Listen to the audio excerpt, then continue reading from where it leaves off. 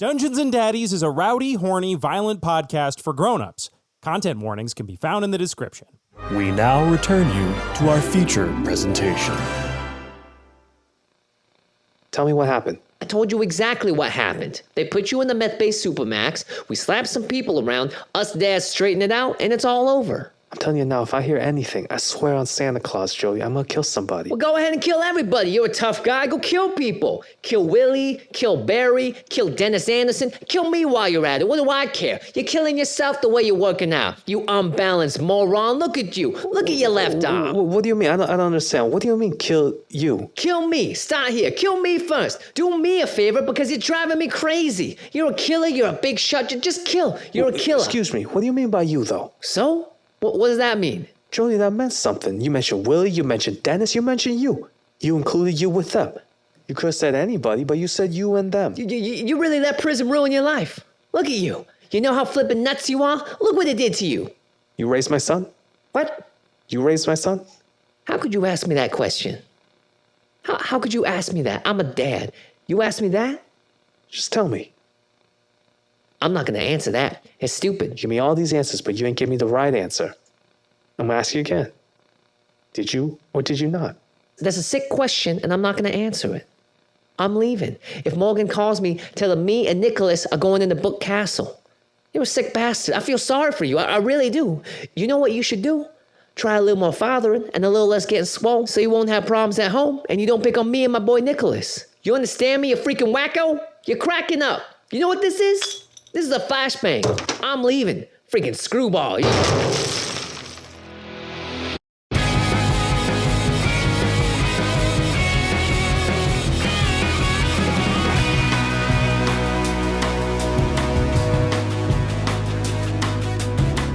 Welcome to Dungeons and Daddies, a Mulan fan cast.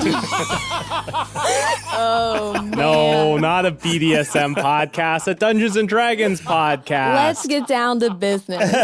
What I love is the longer this podcast goes on and the farther away you listen to this episode, the weirder that intro is going to be. Like, nobody's going to remember Jimmy was in Mulan in like 5 years. Someone's like, wait, why are they doing a Mulan podcast? Dang, brutal, dude. Nobody's going to remember that one episode where I had just gotten Invisalign and talked like a fucking freak. Yeah. Warning everybody, Beth is very cute now, and you're just going to have to sort of deal with that. You have to deal with it. Beth is now playing all the children characters. This is the Dungeons and Dragons podcast about four dads from our world flung into a land of high fantasy and magic in the search for their lost sons. Along with their cool friend, Glenn. Featuring Glenn Close. I'm the man featured there. My name is Freddie Wong. I play Glenn Close, the rock and roll bard dad of the group. God, I realized I came in with a full head of steam and I didn't have a dad fact. Unfortunately, you need each other. When your brother's not around, you don't need to stunt on him. You ran into a gunfight and realized you didn't have any ammo. What's going on? Here's Glenn's dad fact. He used to read books to Nick as a kid. Like growing up, he would read him bedtime stories. Mostly it was rock and roll biographies, you know, like that Motley Crue one. Patti Smith. Yeah, exactly. All of those rock and roll bios. You read him the Motley Crue. Wait, you read Nick the Dirt when he was a kid? The Dirt. I mean, I sanitized That might be the worst thing your character's done. No, I sanitized, but Glenn sanitized it. Patreon stretch goal. I want an audio recording of Glenn reading the Dirt to Nick, Yes. and then having to improvise whatever the sanitized kid-friendly version is off the dome. They took 16 friends up to their playroom and they played Call of Duty. And they snorted M&Ms. When the cops came, they played Call of Duty too. They all had fun. Afterward, for me, was a blur of fizzy drinks, fun powder, interviews, and women. That's the darkest one, the hesitation before women. Hey, everybody. This is IRL Dad Matt RP. Here's the thing. When you sanitize the dirt, it's actually about as long as reading Goodnight Moon. You know what I mean? It's like you're basically reading the Wikipedia article for Motley Crue at that point. He goes through the whole book every night. There's a lot of page. Like, Nick grew up being like, Good night, do fans. books just like not have like, because he would flip through like 40 pages like, whoa, no, none of this, none of this, none CIA of this, let's documents. go on. Redacted. Sorry, Matt, you were saying? Hey, everybody. This is IRL Dad Matt Arnold, RPing fictional dad Daryl Wilson. Daryl's a stay-at-home coach dad who became a barbarian upon entering the Forgotten Realms. ones. I wanted to go more into Daryl's domestic life. So I thought I would talk about chores, since that's most of Daryl's day. Daryl organizes his chores into 3 categories, and they are bores, snores, and scores. So what he does is Okay. the snores are the ones he can just do while sleeping. Those are the ones he saves for like the end of the day when he's getting tired. Like, those are like folding laundry, like whatnot. The bores are the tough ones. Those are like the ones he does not want to do. Clean the He's doing the bathtub. dishes, cleaning the bathtub. That's the stuff he puts at the top of the day. The scores are like the little rewards to himself, mowing the lawn, all the stuff he likes to Eating do. Charleston chews. Eating Charleston His chews. chore of masturbating in the shower. Masturbating in the shower. And he does a little check mark. They're like, whoa, there's a lot of scoring going on today. He's like, yeah, it was a busy day. No, that's it. That's all. It's just that's it. I like that system. Yeah, it's a good That's little very system. wholesome. Yeah. Hey, everyone. I'm Will Campos, professional podcaster and official voice of Henry Oak, the fictional hippie, crunchy, munchy, Birkenstock rockin' hippie nature druid dad on this podcast, Dungeons and Daddies. Here's my Henry fact this week. Since I wanted to do a book theme one like Freddie because, we're going to Book Castle. As we've established in the fiction of this universe, Henry's favorite type of book is trees, because every tree tells a story and they're all unique. Henry's second favorite type of book is books about trees. I knew. Boy, howdy, does he love trees. And there's nothing better than reading your second favorite book while leaning up underneath your first favorite book, a tree. Dude, that's fucked up, dude, because books are made of trees. That's true. That's why That's true. it's so amazing. There's so much tree book synergy in the world when you're reading a tree book under a tree. It's like How does Henry feel about the Giving Tree? Yeah. The it Giving seems- Tree. Yeah. Didn't you talk about the Giving Tree once? I've never read The Giving Tree, but I feel No, like you Henry... did this. You said it's the Giving Tree, and we all realized that you hadn't read the Giving Tree. And then okay. it was like, no, Okay. Henry would not like the Giving Tree. I will say that the Giving Tree is like, I don't know, codependence to a T, but a tree, Yeah. Let me say that Right. again because it's so funny. It might as well end up in the podcast. I will say that Don't fuck it up. the Giving Tree is actually just like if you look up codependent in the dictionary, that's what you see is the Giving Tree. This is a really funny joke, by the way. I like your first telling of it. Yeah. Was better. We're A/B testing it. A is the better option. I feel like the every tree has a story is one of those things that like people in museums say or whatever. It's just like if you said that in a forest to your kids, you'd be like, yeah, I love trees because every tree's got a story. Your kids would be like, say one. And then say another one, Dad. Tell me 2 different stories that these trees tell, and they better be good. And it's like, nope. I like a challenge. Once upon a time, there was an acorn, and the acorn got, it grew into a big, beautiful tree. Just straight to the third act, huh? Damn. And it lived happily ever after. Now, here's a second fun story. This is about a tree that was in the forest as well, and it was a tree that loved being in the forest, and then 2 mean little boys named Lark and Sparrow came along and carved boner fart 69420 into the tree, and the tree didn't like that very much, and it got sad, and it was, it still loved the boys, but it was like, oh geez, why'd you do that? And it hurt a lot, but then it eventually grew over it, and but the boys still shouldn't have done that at the end. There you go. What do you want from me, Matt? Daryl's adding Henry's tree stories to the bore category of his chore section. Oh my God. Damn. Oh dear. Hi, my name is Beth May, and I play Ron's. Oh no. Get a running start. Hi, my name is Beth May, and I play Ron Stampler, emotionally detached stepfather and rogue. I'm Beth May, orthodontic superstar. Beth pulling this voice out on the podcast is like she's running a marathon. She's already like a mile ahead of everybody, and everybody's like, "You can just slow down and have a good time." Like just wave to the audience, and she just like doubles. She's like, "No, I'm crushing." She's everybody. podcasting like I'm not left-handed either. Wait, Yes, I am left-handed. I'm saying that your voice is just even funnier. Oh. What? I got Invisalign a few days ago. Fun fact about Ron this week is that upon seeing Jodie and Nicholas disappear into the book castle, Ron was simultaneously hit with an urge to say something witty that might, end the episode on a real zinger or something like that. And so shocked that his jaw fell open. But when both those happened at the same time, he bit his little tongue like real hard. And so he might not be talking so good this episode. I'm rooting for Ron in a way that I never have before. I'm Anthony Burch. I'm your dad. Last episode's special Anthony fact. It was a Wreck Me Daddy where I talked about a puzzle that I started, and I finished the puzzle, and the puzzle was great. It was a delight. They're called Magic Puzzles. You can find them on Amazon. And they came in a box of 3 or a pack of 3. And I was like, all right, week 2, time to tuck into another delightful puzzle. Just me and my thoughts and 1,000 random pieces that I can assemble to make it seem like the world has order.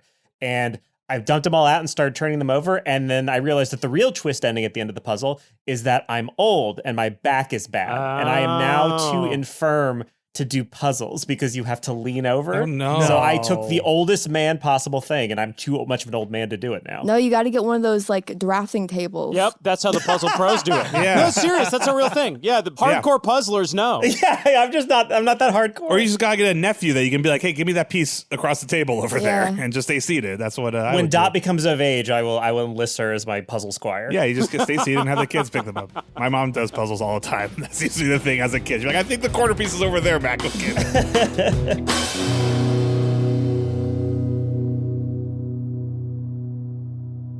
So when we last left you all, you had just escaped the Meth Bay Correctional Facility. Congratulations. Yay. You had landed the rock, the big old bird, outside of Book's Castle because you had promised that it would be able to keep Book's Castle because it likes books. We realized we couldn't afford Jimmy anymore. That Mulan money finally came in, those residuals. Yeah. You decided to explain to Jodie and Nicholas reality as you perceived it, which is that Jodie didn't exist until you left the courthouse, and that Nicholas used to be Glenn's son, not Jodie's.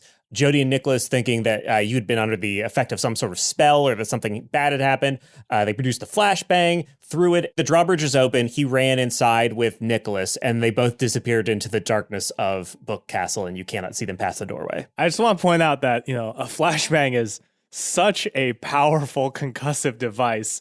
So I'll just go ahead. We'll join the scene mid-action. Can you die from a flashbang? I can't see what? Oh my god! Oh, freaking ding dang! I'm gonna throw up. I think I bit my tongue. Oh my God, Ron bit his tongue. Oh! It's not that bad, guys. I don't know what your problem is. It's not a big deal. Hayden, the reason it's not affecting you is because I held you. I mean, I'm pretty sure it's just because I'm very strong, but I'll take that too. I mean, you are a strong boy, but yeah. I powered through that flashbang.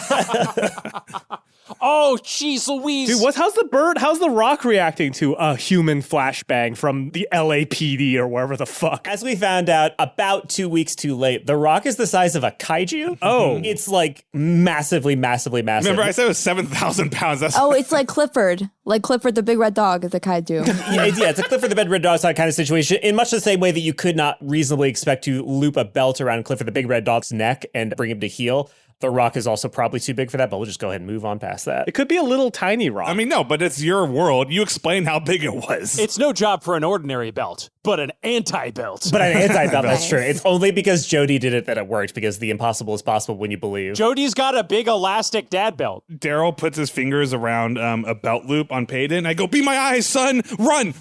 Just find them. And I go, Peyton, go. Just chase after them. No problem. He starts running in a direction that is not toward the castle. He's like, what am I doing? Where am I going? I don't care. I'm just momentum. I can't stop moving. I'm like a shark. You're going after Jodie. Oh, okay, sure. Let's settle down for a second. Let's just take 2 minutes and let's come up with like a plan here. So they went into this place. What do we really know about Book Castle? This place seems like it could be pretty rowdy. What do we really know about books? What do we really know about books? And also, like, what are we going to do when we get in there? Like, are we going to beat them up? Like, we still got like a 2 dad, 1 son situation. So, like, how do we want to handle this? Does Nick really not think I'm his dad? Yeah, man.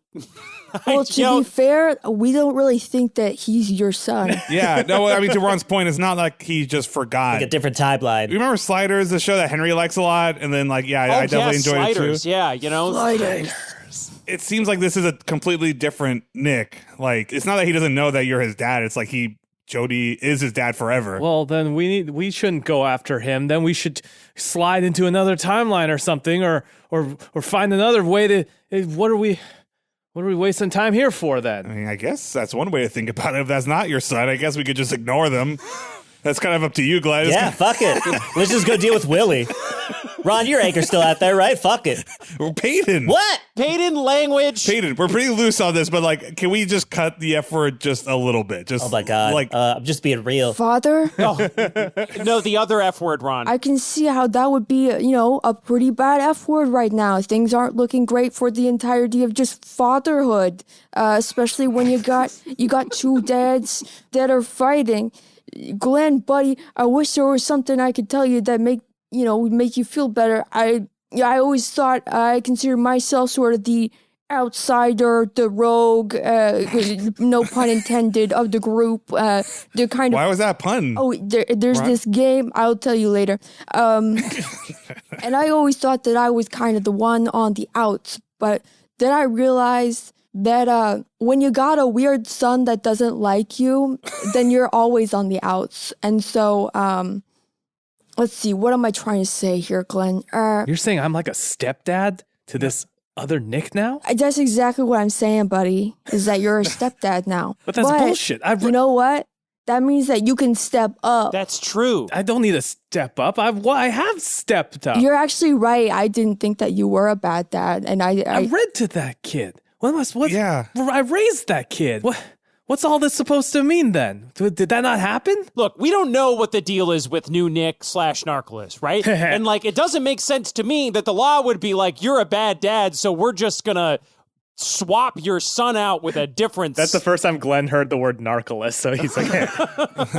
My point is, this could be a different Nick, this could be the same Nick, and just with different memories. We got to go in there and figure out what's going on. So, I know I was the one who was like, let's all stop and talk about it, but maybe you're right, Daryl. Maybe we should just... Yeah, I mean, they're gone now, Henry. I was just... Oh, jeez. Oh, you're right. I'm so look before I leave. Oh, stupid Henry. I'm sorry, guys. but it's all right. No, it's okay. We're all kind of stumbling on this. I feel like Glenn, for all the times he says the wrong thing, sometimes he does know the right thing to say. And so I feel kind of like I just can't really think of anything that will make you feel better, Glenn. Since we have stopped here for a moment, I do have to ask, Glenn, you're old now. What happened? I just realized, I'm just looking at you. You look good, by the way. I hope I look as good as you do. Yeah. Looking however old fine. you are. Looking good. Yeah, you can be like my dad now. Silver I don't know why I said that. Let's not say anything we can't take back. Ho, ho, ho. He's still nothing to the P, though. But maybe you tell us your side of the story. We can get a little bit, at least what happened? What do you remember? While you guys do that, I'm going to heal our bird friend over here because he's looking pretty rough. And so while they're doing that, Anthony, I'd like to cast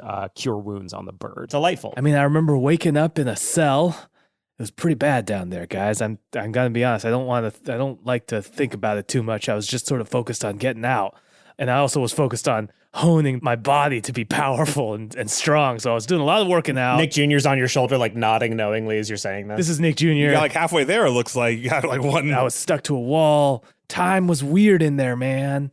It felt like years passed, even though I knew it was only moments. It looked like years passed. Yeah. It was strange. But in a cool way. Yeah, there was a lot of implications about time dilation that if we poke at it too hard doesn't quite hold up under scrutiny, but let's just move on. That seems to be a thing in this world, that there's a sort of vague sense of stuff moves faster and slower than other stuff, but it kind of just changes willy-nilly depending on what's going on. How is it that we can... Maybe some people, they major in creative writing. Maybe they don't major so much in theoretical physics. Maybe, you got your areas that you're good at and your areas you're not so good at. You just sort of move on. But how can we talk to our wives on the phone if it's going faster in their world than our world? Man, these are good questions. These are great questions. Boy, oh boy. Man, I wonder what Jodie and Nicholas are doing. Oh, boy. I'm not the smartest guy, but I just always thought since the time dilation stuff doesn't actually happen, anybody that says it wouldn't happen that way is kind of talking out of their ass because it's not a real thing that actually can happen. So I think whatever the author says in the story Sliders or whatever we're watching, I think that's what happened. I think it's fine. I don't think anybody can actually say it doesn't work that way because it doesn't exist. I don't really care. Anyway, it was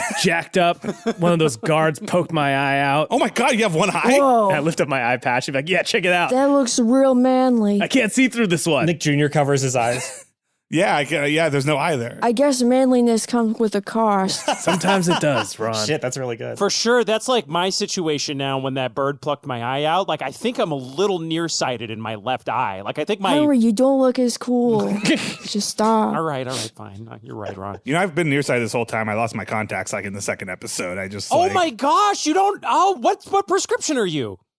I don't know why I had 20/20 vision. I don't know why I'm asking that. Would the dads compare prescriptions? Oh my God. Let me try on your glasses. I'm 4. It's not a lot.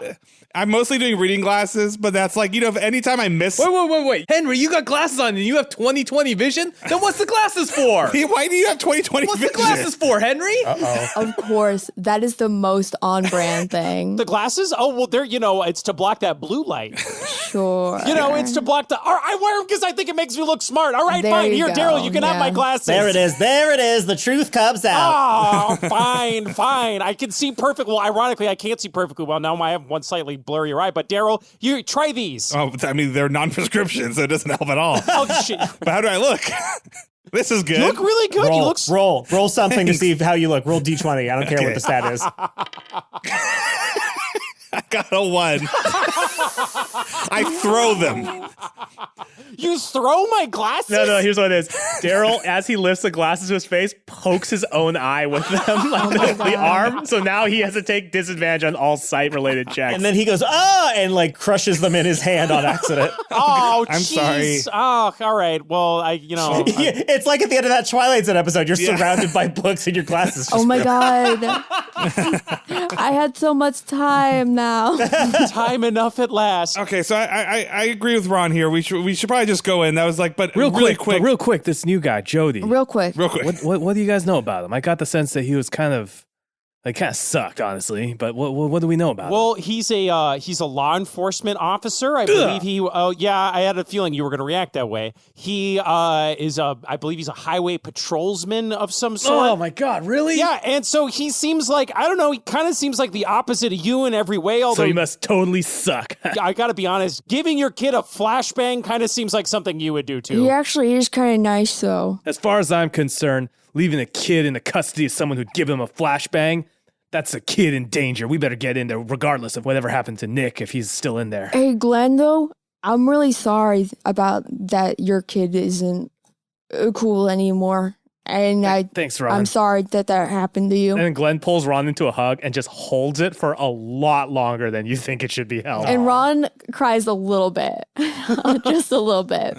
Ironically, Henry is completely missing all of this tender emotional dad stuff that would normally be his shit because he's just super sad about his broken glasses and he's trying to look at his reflection in a nearby pool of water to see if he looks okay. Hey, but you still look great. No, you look good with glasses or without, man. And then Reflection from Mulan plays. This is the ultimate Mulan fan cast. You could always just put the frames on. But they're pretty broken too. All right.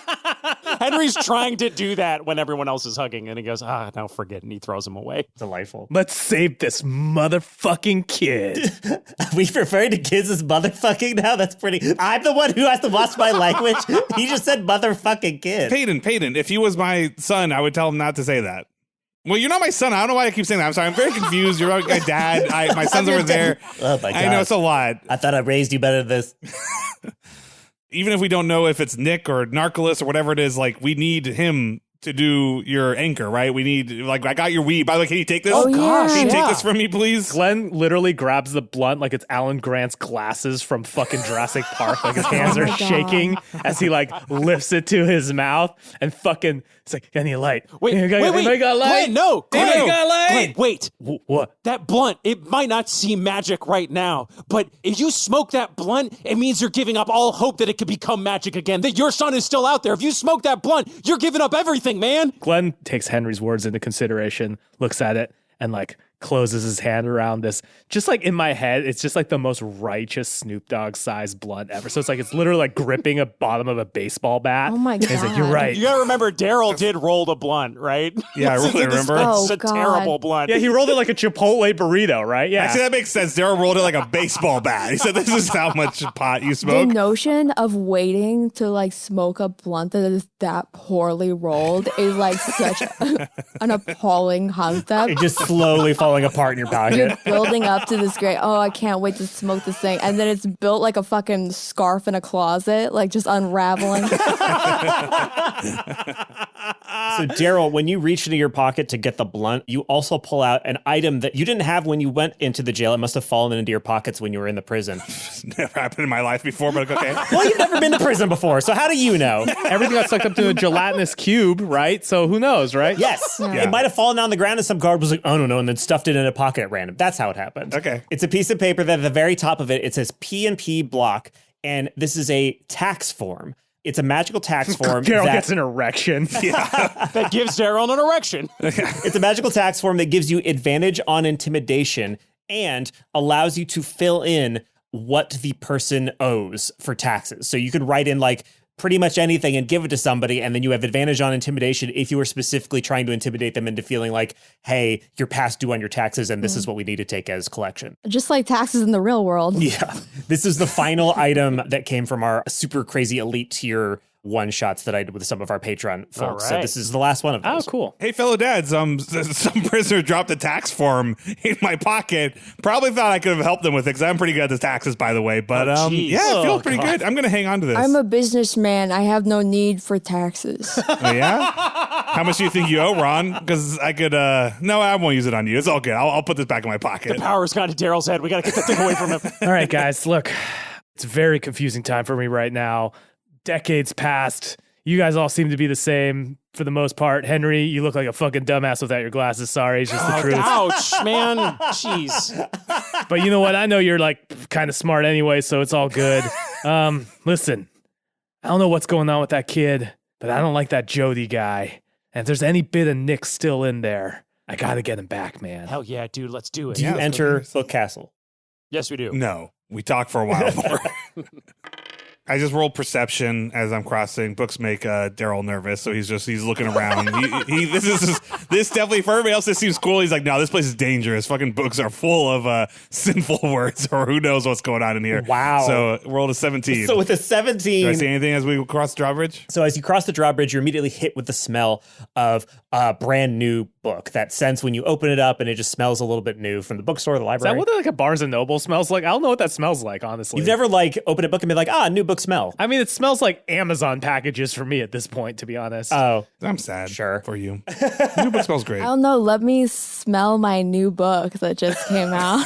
yeah. What does the Immortal Soul Salvage Yard smell like? Does it smell like The quality? Immortal Soul Salvage Yard available on Amazon and Barnes & Noble. You just click on the link in the description. Beth, what does that smell like? It doesn't really smell like anything. No, my copy smells like honesty and funny and It smells like raw emotions. raw emotions.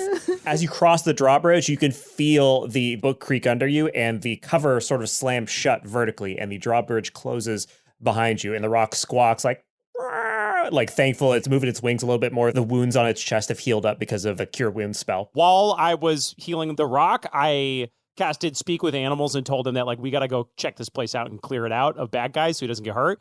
But then, like, it's all his after we leave. Cool. He went, great. That's the only syllable you'll ever hear from him. It's so weird. All right. So you enter Book Castle. You are assaulted with the smell of new books. Everything is instantly quiet in the same way that like after a snowfall, like the snow crystals absorb all the sound. It's got that like sense of like eerie quietude to it. Your footsteps make a very soft echo throughout this massive chamber that you're in. The floor is like cobblestone, but instead of individual stones, it's like the covers of hardback books. It's novel stone. Nice. So yeah, it's novel stone as far as you can see, with the exception of in the center, leading toward a door at the end of the chamber that you're in. It's like a yellow brick road, but it's Yellow Book Road. It's a yellow book road. Aw. It's basically a bunch of open books. So there's like paper pages you can stand on that represents the trail, and the rest of it is just a bunch of So you're saying like the path is marked by open books, but Yeah. all of it is books. but all of it is books on the ground. I just want to yell in this quiet to be like, hey, Jodie, you piece of shit, come out here and fight me one-on-one. So to your surprise, despite the fact that you're in a very cavernously large room with pillars that are also made of books just going up 10 stories, your voice doesn't echo at all. Oh, great acoustics in here. We should record a podcast in here. Daryl wants to roll for investigation to see if there's any Tom Clancy books. Okay. As a Catholic, Daryl has advantage on checking for books to get mad at. He got an 18. Is there any? So with an 18, you can sense actually that just under your left foot is an original first edition hardback copy with no dust jacket of The Sum of All Fears. Ooh, man. Daryl Ben says like, oh, this is a good, Sum of All Fears. This is a good one. Daryl, This is a wait! good And one. Henry shoots a hand out. He goes, What? Tom Clancy sucks. What? Yeah, man, jingoistic much? Jeez, these books are super whack. You should read I something don't more like, know what- Ursula K. Le Guin. I cast about for an Ursula K. Le Guin book. Okay, go ahead and roll. Daryl leans over to Ron. He's like, do you know what's Jingo? I don't know. It's those jeans, Daryl. It's those big baggy jeans that was really popular in the 90s. Oh, Tom okay. Clancy would not be caught dead wearing those baggy jeans. I don't know what Henry's talking about. Seems like a khaki and polo kind of guy, if you know what I mean. I rolled a 26, Anthony. Wow. Okay, so yeah, there's a first edition of Left Hand of Darkness, hardback right underneath your foot. I go, here you go. This is like the Rainbow Six of fantasy novels. Ooh. I was going to do a little book club here. I'll give you Some of All Fears, and I'll read you said this is like Rainbow Six. Rainbow Six is a good one, too. I'll take your book. I'm going to see if that author, Jinko, has any more books about maybe getting pants back on after maybe you've got a curse or something that you can't wear pants anymore. So if Jinko wrote a book, a how-to, I think that would be a really valuable tool. Cool, go ahead and roll. You know what? That's a great idea. I'm going to help you look for that, Ron. So Ron now has advantage on this because I want this to happen more than anything. Anthony, put us in a room full of books. We're going to spend the entire episode just fine. all the different That's okay. books. I got a 21. 21. Okay, so with the 21, you see embedded in one of the nearby pillars, you just see the spine, but it says removal of pants curses by J.NCO. John, non-commissioned officer. Yeah, I do. I take it and open it. Okay, so it's like a 300-page book, and you open it, and on the first page it just says you can't, and the rest of the pages are blank. Okay. I want to say what Daryl noticed with his 17 perception. Mm-hmm. So as you walked in, you saw 4 humanoid skeletons surrounding the skeleton of a dead goblin with his hands cupped together, like you've seen them used to be a microphone back in the Red Brands. Oh. And you can tell with your 17 roll of perception that they were killed by fedora cuts. Oh, man, it was a poetry reading. Oh, God. Guys, I don't know how I know this, but those aren't sword cuts. I think those are from a fedora. I think it's our main enemy. Actually is here. Oh, my gosh. That's my guess. Or Odd Job. Man, that's a good... Man, it's Bond and Tom Clancy. That's what I love. As you say that, you hear, despite the fact that there didn't seem to be a possibility of echo, you hear a booming voice echoing through the chamber. Well, actually, I'm not your main villain. I think that's probably Willie Stampler, but you're right about one thing. This is my castle, and if you want your friend back, if he even is your friend, you're going to have to go through some trials. Oh, no. Hey, well, actually, shove it. First of all, that's a subjective statement. You are my main enemy now, so why don't you just take that back? You were wrong. Say you're wrong, idiot. I'm not, though. I don't have any You control are. over You're my any of main you. enemy. No. My dad's a good dad. I don't have any bad dads here. No offense to all you guys, but yeah, you're my main enemy now. How embarrassing for you. If I'm the one you hate the most and you don't even really matter to me that much, ooh. You know what, sir? I don't like that you killed these people in this dungeon. They seem like they were doing something weird with this goblin, but, all right, we can do your trials. We'll do them better than anyone, so just get out of our way, you jerk. I'm annoyed. Well, actually, this is like the 4th we got out prison. Now this asshole has taken I guess your son or whatever. Let's get in there. Are we good? Yeah. Yeah, let's do it. Yeah. As you begin to walk forward, Will actually goes, well, actually, it's not going to be that easy. So in order to reach me, you have to know what it's like to be, well, actually. Because no. you changed the nature of me, and I want you to understand what it's like to have that nature changed innately. Well, actually, the cards changed the nature of you. Yeah, but you were part of that whole thing, whatever. Damn, he got me. As you approach the door to the next room, the books on the floor begin to animate, and they form a massive golem, a 10-foot tall golem with its arms, legs, torso, and head made out of books, and it wields a very large book club in one of its hands. It's Oprah's book club. Here's how this is going to work. My book golems are going to tell you a fact, but that fact is going to have a mistake in it, a little something that actually might catch. If you can catch it and you know what's wrong... Well, if you already know what's wrong, then why don't you just fix it? Because this is just for you. I'm testing you. You have beaten the first golem. I will posit a sentence to you. Within that sentence, there will be an incorrect fact.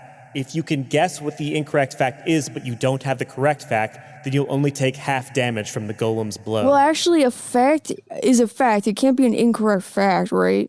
Or else it's not a fact, it's something else. Okay, you get that one. Okay, I take damage on that one. That's what I'm talking about. You hear Will actually go, as he takes 18 psychic damage from what you just said. Nice. Holy shit. Ron crushed it. I go for a high five for Ron. Okay, well, you got to roll for the high five then. I hold my hand up. So I have to complete the high five. Yes. So it's all on me now. Yes. So I was roll acrobatics, I feels like. Acrobatics? That's the wrongest thing you've ever said, but sure. Okay, so no, I'm going to do athletics then. You said it was wrong. Sleight of hand. +7, that's an 18. Okay. Damn. We'll have to work that out later because that's intricate. That's something. They've got a whole thing now. They got a secret handshake. There will be an inaccuracy in the statement that you were given.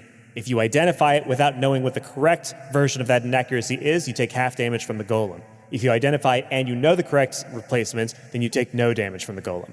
I've got as many of these as we have time or think are fun. Well, that's nice. That's fair. That's a fixable, conscientious.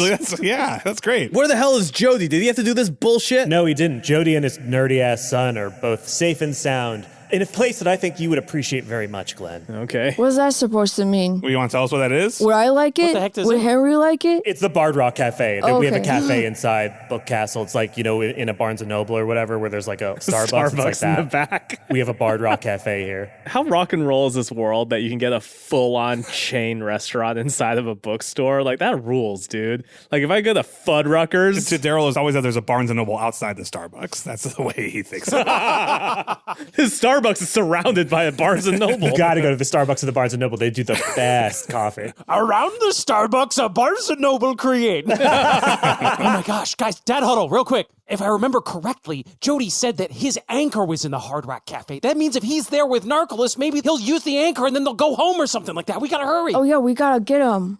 Or do something. That's a good point. Hey, we're in this dad huddle. Can I do a quick test just to see whether or not we should keep doing? Let me just see. Well, actually, he's a big old butthead. All right, cool. I just want to make sure that if we're doing that, it's just like, why do a dad huddle if he can hear us anyway? So I was just double checking. Yeah.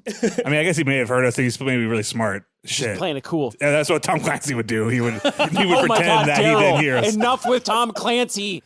Never mind. We'll talk about it later. All right, give us your best shot. Well, actually. All right. I feel like every time Henry says we're going to talk about it later, Daryl takes one psychic damage. Just like, no, I don't want to talk about Why? Because you recognize it in your own, like... Yeah, I'm like, I don't want to talk about this. This doesn't sound fun. Now I'm stressed out. Sure, take a psychic damage. Yeah, it's like when you get an email from somebody that's like some thoughts, and you're like, I can't read this right now, but I'll probably do it later. And for the rest of the day, I'm dealing with that. Canonically, Henry has sent like Daryl 20 emails that are all titled A Few Things. Yeah, a few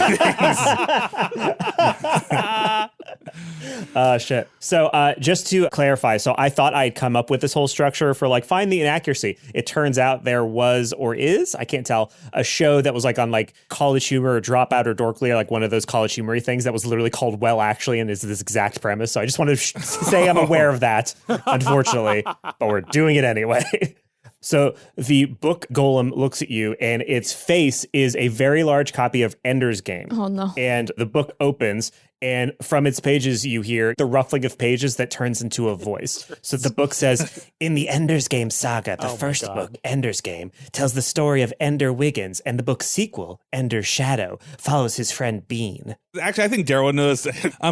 Ender's Shadow's not a sequel. The book golem melts in front of you. Well, actually, I think it was called Speaker for the Dead. Oh, it melts even further. It explodes.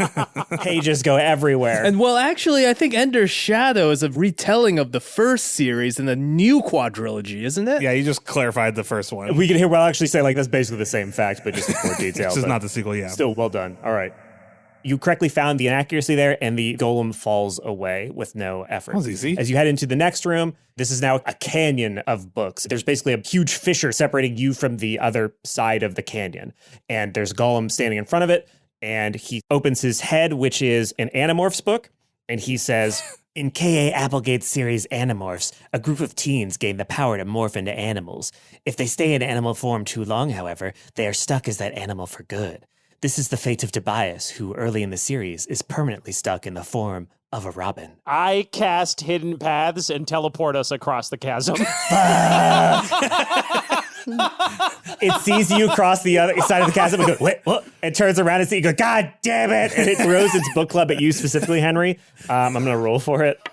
Well, I don't think it was a robin. It's too late. You already cheated, but yes, correct. It was not a robin. You nailed it. Good for you, he says, pointing at you, but not at Henry. Was it a tiger? So as you say that, the club splits into another second club when it's in the air, and that one zooms for you, Ron. Oh, no. Ron, you're going to take 13 damage. Henry, you're going to take 26 damage. Oh, yikes. Did we have time to heal after the fight, or am I at what my health was before? We didn't have any time to rest or All right, anything, no, so- all right. I'm not doing great. Yeah, I'm looking at that too. I'm like, uh-oh. Henry has 12 hit points. And more than that, Ron, as the club hits you and the books open, you feel their paper cuts all over you, and you hear the sound of the papers like whispering into your ear, and they say, sneak attack has nothing to do with stealth rolls and everything to do with whether or not the rogue has advantage on their attack or are fighting with friends nearby. Oh my God. And you can feel part of yourself changing with that knowledge. You feel like the businessman part is like somehow being supplanted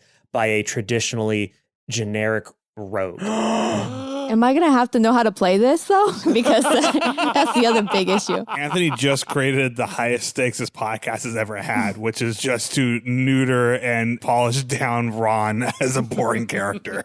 This can't happen. Henry, you feel the sense of like, oh, your crunchiness and your munchiness. You can feel it being subsumed under a surface of like, just like a tree-loving nature creature that is one with the forest and very serene. And Oh, no. Oh, and the voice goes, when you wild shape, you actually take on the additional HP of the animal. It doesn't just yes, replace actually, your that's HP. literally what I was going to say. So, well, actually, you hear his voice saying, so you feel a little different, do you? Well, here's the thing. I've been watching the way that you've gone about your adventures, and I don't much struck with the way that you've decided that you don't want to play by the rules as established. So if you get knocked out, if you ever get to 0 HP while you're in my castle, you're going to revert into the true version of what you should be. And that means you have to cast your spells with components. That means you have to only take one action per turn with minor actions as a possibility. I will become the guiding hand that you have needed so badly in your lives, but have been unable to achieve as the bad dads that you are. Holy shit. This is the highest stakes I've ever heard. Oh my God. Daryl leans over to Glenn. He's like, do you have any idea what he's talking about? I don't know. It sounds like a bunch of just stupid shit. Okay, Running his let's mouth. just keep going. Beth, if this happens, we're gonna need to have to find someone online, like a Fiverr person to teach you. You're going to have to literally fire me. It's going to be like, oh, sorry, the role is now the character speaks only Swedish. And so we're going to have to hire a Swedish actor. And I'm like, I understand. Go ahead. Thinking about it, it's like, yeah, you could teach me how to play D&D, but you couldn't teach me to be like a smart person about it. You couldn't teach me to make normal decisions. You can lead a Beth to a D20, but you can't make her roll. Exactly. Henry is going to heal himself first, though. He's going to cast Balm of the Summer Court. Fey energy pool as a bonus action by spending dice from the pool. You can restore HP to blah, blah, blah, blah, blah. Okay, I heal for 34. So you head into the next room and you see a large mountain of books blocking half of the room from you. So as you begin to climb this mountain of books, another golem appears at the top and it says, the Game of Thrones series currently consists of 5 novels, with the 6th, The Winds of Winter, having been in production for at least 10 years. In production? Do books go in production? I'm not a real book guy. Henry, do books go in production? Oh, God, I'm not a real Game of Thrones guy. Glenn watched Game of Thrones with Nick and was like, I'm sure the book is going to be better. Well, actually, isn't it the 7th book in the series? The golem slowly turns its head to you and it says, it's not called the Game of Thrones series. It's called A Song of Ice and Fire. No! And it dives off the top of the mountain and it crashes into you. And 18 hits your AC. Yes, it does. So go ahead and take... With 3d12, you only took 10 damage, so well done. But yeah, you feel the whisper of the pages. In episode 21, to lower the amount of damage Daryl took from the library's attack, Glenn should have had to declare that he was using cutting words before the amount of damage was known. It's like a cramp. It's like a cramp in my leg. It's my style. Guys, my style's being cramped. I don't care so much it hurts. Dude, the moment Glenn says there's a cramp, Daryl goes straight into sports medicine mode. He goes, he's like, just rub it out. And he just starts rubbing your calf. You can't rub it. It's not something you can rub. Gotta move it up. That's how you get rid of the cramp. Daryl yells, just rub it out and starts massaging Glenn. Just moving his calf up and down. Henry's like, oh, are we doing this? No, I'm sorry. Okay, Glenn, you can feel for a second that your fingers that are so used to the frets and the feel of an electric guitar in your hand, you kind of wish you had something a little bit more acoustic, a little smaller, a little bit more lutier, like... a little lutier. I once picked up a mandolin and threw up in my mouth. I can't do this, guys. As you continue to climb, just a very, very large copy of Catch-22 appears before you. Every syllable opens its cover like it's a puppet, and it says... In Catch-22, Joseph Heller's critically acclaimed novel of the Korean War, the main character Yosarian ends the book by dodging a knife blow from a prostitute. I believe it's World It was War. not that kind of blood. No. Henry says, well, actually, I believe it was World War II, not the Korean War. Its pages burst out of it like you just headshot it with a sniper rifle, and it goes, no, and falls over. You know, guys, it was also originally called Catch-18, but then there was another book that had 18 in the title, so then they switched it to Catch-22. Fun fact. So you hear the echo of, well, actually going, I didn't know that. And he takes 17 damage, psychic damage, from that fact. As you are all climbing the mountain, Henry, as one of your feet begins to get purchase on the hill, a paper hand reaches out of the mass of books and grabs you by the ankle and begins to drag you down into the Cut it out. What are you doing? the sea of books. Daryl reaches out for Henry. Daryl! Go ahead and give me a strength check. Yeah. Good luck to you. I got this. Call an ambulance, but not for me. But not for me. Even with a 6, that'll be it's only a 13. Okay. Read, you fools. As a bonus action, I'm going to enter rage. Okay. Why is Daryl enraged right now? Why does that surprise me that books would enrage Daryl, huh? As we What do were you think, climbing, guys? I took a glance at the book Henry told me was going to be as good as Tom Clancy. And he's like, this son of a bitch, I want to read this. And then he calls out, so I will get advantage on strength checks. Okay, go ahead and roll He again. quickly scans the book for the phrase Heckler and Koch NP5 and then finds that Ursula K. Le Guin did not write Ding Chavez pulls a Beretta 9mm and was like, this isn't a book I want to read. Ding Chavez. That's a name I haven't heard in a long time. Okay. Okay, got a 13 anyways. All right. Henry, you feel yourself being dragged down into the muck and into the darkness. This wasn't part of the deal, well, actually. This wasn't part of the deal. And your hand, like the Terminator, sort of sinks underneath, and just you are down here. And a book opens in front of you, and you see on the cover page as an unearthly light radiates from it, and it says Frankenstein by Mary Shelley. Oh, shit. And it says, Oh, shit. "This is just for you." In Mary Shelley's Frankenstein, the titular doctor's creation, known as Frankenstein's monster, strangles the doctor's fiancée to death, inspiring the doctor to go on a quest for vengeance. The book is called Frankenstein or the Modern Prometheus, which is true, not Frankenstein. Shit. All right. Okay. Right? Well, Is what that do I it's called? do when you got one of the things right and the other two things wrong? It was also a trick question. There was two things in there, and you came up with a third I hadn't even thought about. Henry, what's going on in there? They're trying to make me say wrong stuff about a book down here that everyone's insufferable about. It's just muffled. You just hear that muffled through like a bunch Yeah, of- so I guess from that you can tell where he is in this pile of books if you want to try to grab him out and save me from trying to figure out what I need to do. Oh, let's dig him out, guys. I just reached my hand down to the books. Yeah, I stick a hand down there. Okay, so you get dragged away. I'm going to say because you did something he didn't expect, you only take half damage. So I'm going to roll. So basically, What were the so wrong as, things? As you're getting pulled away, it says, well, it was a trick question. There were two things. Number one, Frankenstein isn't specifically mentioned to be a doctor in the book. And number two, Frankenstein's monster is just called the creature. As you get pulled up, it slashes at you. I thought it was gonna be that he didn't have a fiance because who's like fucking that nerdy doctor guy who's all obsessed with making for somebody else. Stupid nerd. Yeah. All right, so you take half damage, which means you only take 6 paper cut damage as you get pulled out of the mountain. It hurts to be right. So you head into the next room and you can see the bright lights of a Bard Rock Cafe in the distance. And inside, in the lobby of the Bard Rock Cafe, you can see Jodie and Nicholas bound and gagged and pinned under a very, very large copy of Absolute Watchmen, the hardcover edition. As you were focusing on... What's up? Well, actually, where you lied. You said they were happy and fine. I don't recall saying happy, but they're fine. They're safe. I don't recall what people say when they're lying. Sometimes, yeah. Yeah. Oh, they're fine? Okay, so if that's fine, if you consider that fine, then why don't you just be fine and go tie yourself up and be underneath the big book too? Because I like being better than fine. Damn. Who watches The Watchmen, though, am I right? So he goes, I like that. And he heals you for 5 points of health for saying he watches The Watchmen. Hey, I got one too. Well, actually, who wells the actually? Who well actually is the actually, right? That's funny. I got one. I'm Henry. Hear them well, actually. The world cries out, well, and I say, actually. Guys, don't debase yourself too well. Actually, we don't need his help. It's not a comic book. It's a graphic novel. So I was going to say 2 big arms made of books reach out from the ground right in front of you and just wrap themselves around your neck. And you hear Will actually say, I don't like being pandered to except in a very specific way. And then you said it's not a comic book and it's a graphic novel and went, all right. And it loosened its grip a little bit. So Will actually goes, you got through my puzzles a lot quicker than I thought you would. There's only 3 left, but they're going to do double damage. So you better listen, Will. You better understand what it's like to be inside the mind of someone else. Can I roll stealth? Yes, please do.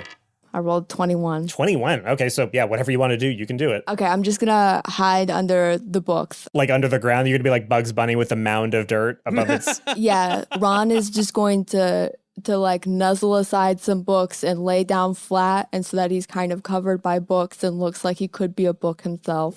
Okay, with your 21. And you know what? He's gonna wrap some of the pages around him, so even if he stands up, he might as well just be a fucking library wall. Like, he just kind of looks booky. Okay. Does he tell anyone before he does this? No, absolutely no. Shit, what happened to Ron? Did we lose Ron? Where'd Ron go? Ron, where are you, bud? I whisper, "Trust me," and then I put a pagey hand around Henry's ankle in a way that maybe he won't freak out about. Ron's probably doing something smart. Oh, we don't know where Ron is. He's probably got like a plan or something. Henry just keeps going, Ron, where are you? Ah, geez Louise. And then he walks back up to the rest of the group. Another golem appears in front of you, out of the ground. It jumps up and is the exact shape and size of the Balrog from Lord of the Rings. Matt, wake up. This one's for you, buddy. I'm here. It opens its maw and it says, "The Lord of the Rings is a 3-book series by J.R.R. Tolkien that chronicles an epic quest to destroy the One Ring in the fires of Mount Doom." I don't think it's... I mean, it was originally written as one book and it was published in 3 different parts. seems like a technicality. Well, I mean, that's what, well, You are perilously close to it. You were differently right. You found the basic, yeah, right. Okay, yeah, all right. Yeah, all That's right. the final form of well, actually, that I want to see is, yeah, all right. Henry, let Yeah, the judge all say right. I'm wrong. Let the judge say I'm wrong, Henry. What are you doing? What are you doing, man? Sorry. So what I was going for was that it's 6 books. Each book is divided It's 2 into books. 2 books. But it was originally published as 1 volume, so you get off this time, Wilson. It says as it slowly melts back into the ground. I think Daryl's answer would be like, it's 3 movies. Okay, then Daryl takes... Yes, no, that's good. That's so much better. That's so you gotta much better. eat some shit. Daryl, no! Yeah, no, sorry, motherfucker. Daryl takes 46 damage. Oh, Daryl's dead. Wait, Because what? Daryl hasn't recovered from the riot. So Daryl is Daryl says, I know this one, guys. I love these. It's 3 movies, or I guess maybe 6 movies if you count The Hobbit. And then what happens to me? So the book smiles at you and it just opens its maw. No, you know what? It's a Lord of the Rings book, so it definitely like dives into the ground and like disappears like a shark underwater, and you think it's gone. And then a big whip made out of books goes whoosh and lashes around your ankle, and it drags you down into the deep of the books. You disappear for a second, Daryl? and then you're thrown back up, and all of your clothes are white now. And you are wearing plate mail armor. You have a helm on instead of a baseball cap. And you are no longer a human stay-at-home house husband. You are a Goliath barbarian. You are a giant. Oh my God. You are beefy. Hello, friends. This is the worst.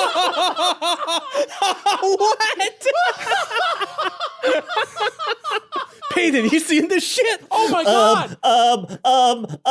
Son, my boy, my baby boy.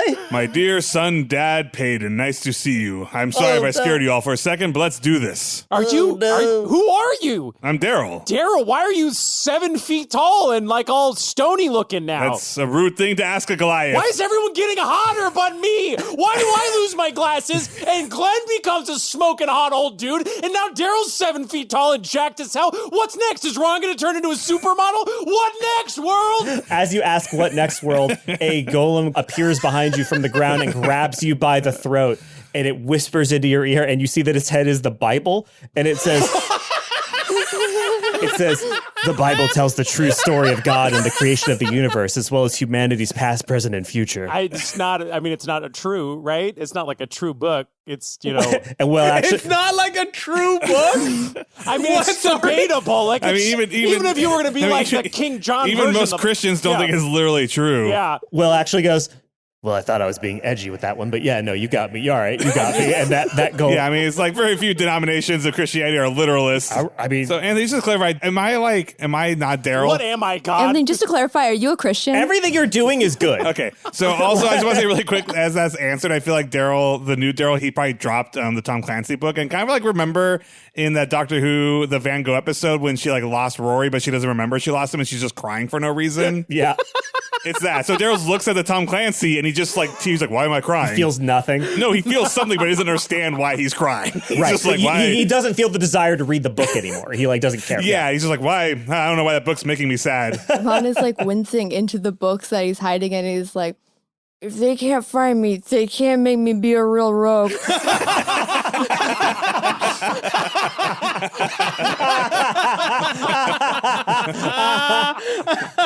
All right.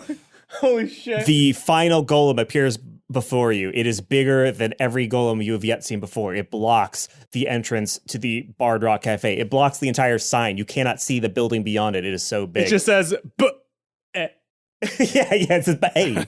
And in the chest of this creature, its torso, this is the thickest torso you've ever seen on a book. Nice. And it says, Infinite Jest, David Foster Wallace. oh my God, no. And the golem says, The end boss of books. the golem says, the greatest book of all time is Infinite Jest. Wait a second. It's true. I think this is another trick. I think this one's true. I think that Well actually thinks this book is the greatest book of all time. I know how to solve this, and I punch Infinite Jest. roll an attack. Roll an attack.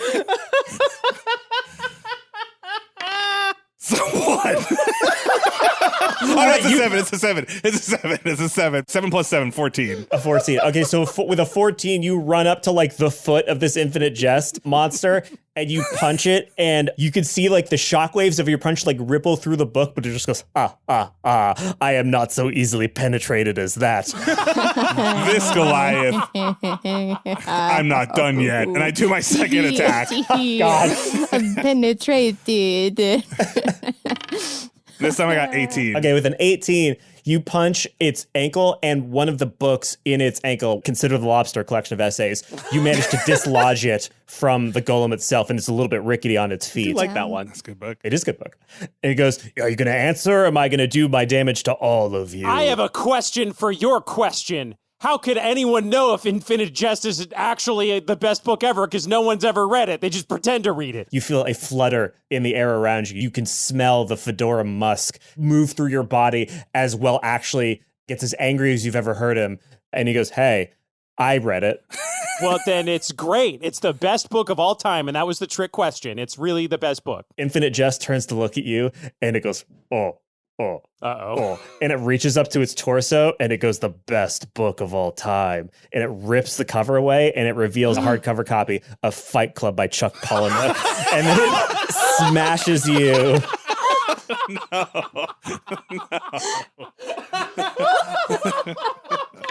It smashes you for 36 damage. Oh, my God.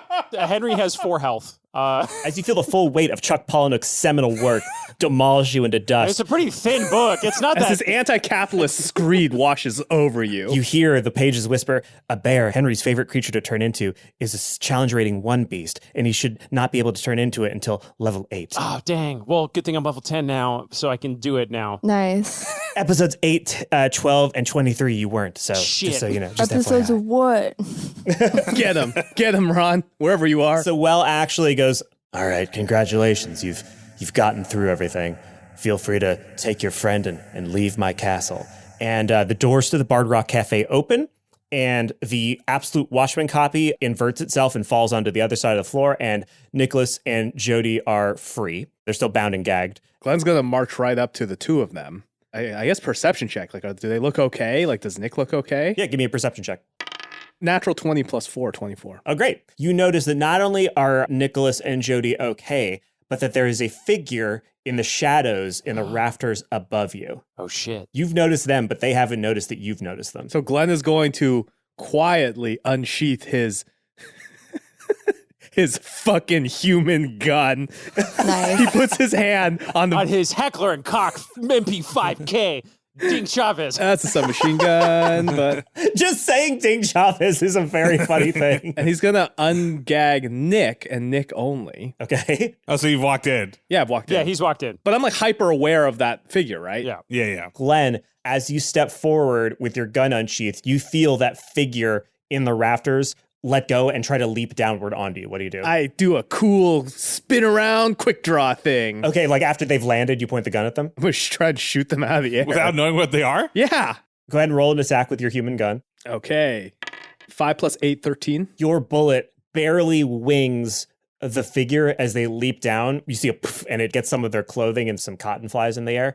And you hear a familiar voice say, "Ah!" And the figure steps out from the shadows, and you see that it is Mark Likely. And she goes, "Well, it's been a while, fuckos, but time to pay the piper, aka me, aka Mark Likely.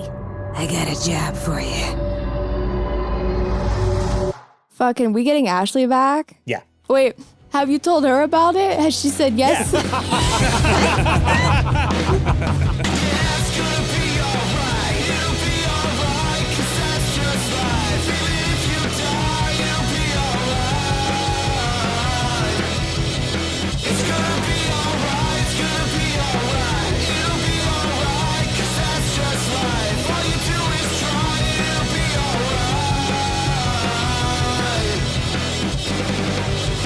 Dungeons and Daddies is Matt Arnold as Daryl Wilson, Anthony Burch as our DM, Will Campos as Henry Oak, Beth May as Ron Stampler, and myself, Freddie Wong as Glenn Close.